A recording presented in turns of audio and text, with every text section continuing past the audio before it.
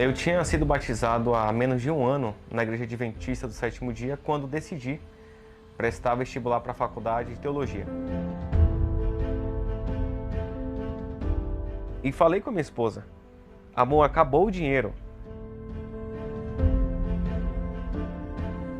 Tinha um pequeno comércio, muitas dívidas e quase nada de dinheiro para nos manter durante os estudos.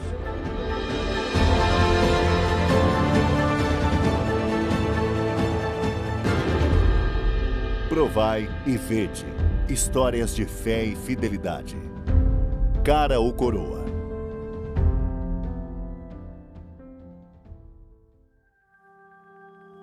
Eu tinha sido batizado há menos de um ano na Igreja Adventista do Sétimo Dia quando decidi prestar vestibular para a faculdade de Teologia.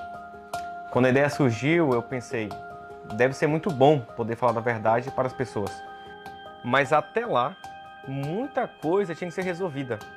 Eu morava do outro lado do país, eu já era casado, tinha um pequeno comércio, muitas dívidas e quase nada de dinheiro para nos manter durante os estudos.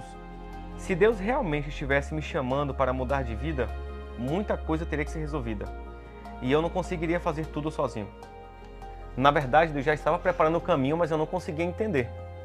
E naquela época eu fazia faculdade de contabilidade na Universidade Federal do Amazonas. E logo então veio a notícia de que eu fui aprovado para fazer teologia no NASP em São Paulo. E eu tive que, de alguma maneira, conseguir algum dinheiro para fazer essa mudança. E tudo que nós tínhamos na época era um carro novo que eu ganhei da minha família.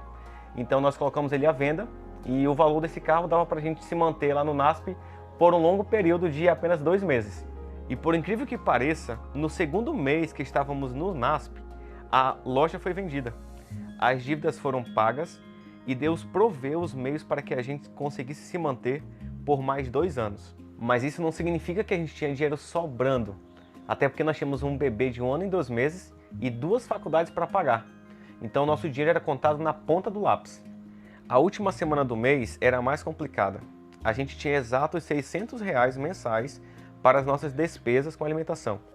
E tinha mês que durava mais do que o dinheiro. Num desses meses, que sobrou o mês e faltou o dinheiro, a gente não tinha nem para fazer as compras de comida. E eu orei pedindo a Deus uma solução e falei com a minha esposa: amor, acabou o dinheiro. Daí ela foi até a cozinha, toda feliz, pegou um dinheiro que a gente guardava numa xícara e disse: não, amor, a gente ainda tem tudo isso. Mas tinha um porém. Ela não sabia que aquele era o nosso dízimo. E a gente ficou num dilema. Será que a gente usa esse dinheiro agora para as necessidades e depois a gente repõe? E ficamos pensativos sobre isso. Porque a questão nossa não era devolver o dízimo ou não devolver. Nós iríamos devolver. A questão era quando a gente iria fazer isso. Mas a gente pensou, então eu decidi. Eu falei, vamos devolver o dízimo e o resto Deus proverá. E era uma quarta-feira, né, e de noite ela foi para a faculdade, e eu com meu filho fomos para a igreja. E eu aproveitei, levei o envelope com o dízimo, e no momento do ofertório eu entreguei e senti uma paz assim sobrenatural. Voltei para casa, acabei dormindo no sofá, e quando eu acordei foi quando ela chegou em casa, chorando, rindo, e eu sem entender nada. Enquanto eu voltava para casa, a pé, uma amiga me ofereceu carona. No caminho ela disse: Raquel, posso te fazer uma pergunta?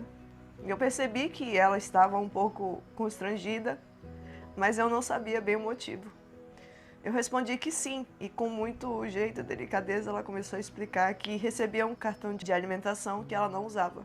Ela nem sabia a quantia que tinha ali, mas pensou em doar para alguém que precisasse. Daí ela olhou para mim e falou: amiga, desculpa estar sendo discreta, mas quando eu pensei em doar esse cartão, só me veio você na mente. E agradeci e falei: amiga, de fato, você foi enviada por Deus. Eu estava necessitando desse dinheiro, desse valor, e eu abracei e só sabia agradecer ela.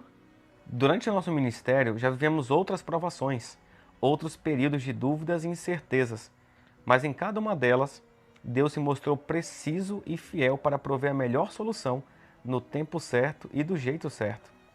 Nós aprendemos que por mais difíceis que as situações possam parecer, a gente não deve ceder à tentação de pegar um atalho, porque o atalho pode até dar certo, mas isso significa perder a chance de perceber o quão perto Deus está de nós. Nós adoramos um Deus bondoso. Provai e vede. Agora chegou a hora de adorarmos juntos, através dos dízimos e ofertas.